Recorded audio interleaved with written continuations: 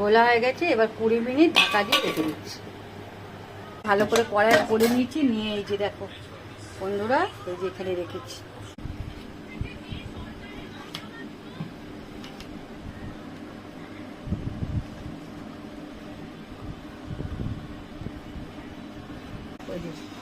দেখো ধোকার পিসটা হয়ে যাবে। এইবার এটাকে তেলে ভাজবো ভালো করে।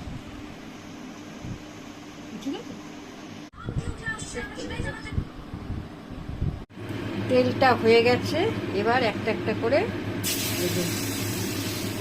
একটা করে দিচ্ছি। এই যে এগুলো ভাজা হয়ে গেছে, লাল করে ভেজে নিয়েছি দেখো। এবার এগুলো ভাজছি, আর এইগুলো কালার। এই যে চানা মশলা দিলাম, চানা মশলা দিয়ে ভালো করে কালারটা এসে ফুটে গেছে। এবার ভেজে রাখা এই ধোকাগুলো সব দিয়ে দিলাম। ধোকা রান্না পুরোপুরি কমপ্লিট। তোমরা কে কে ধোকার তরকারি খেতে ভালোবাসো অবশ্যই বন্ধুরা কমেন্টে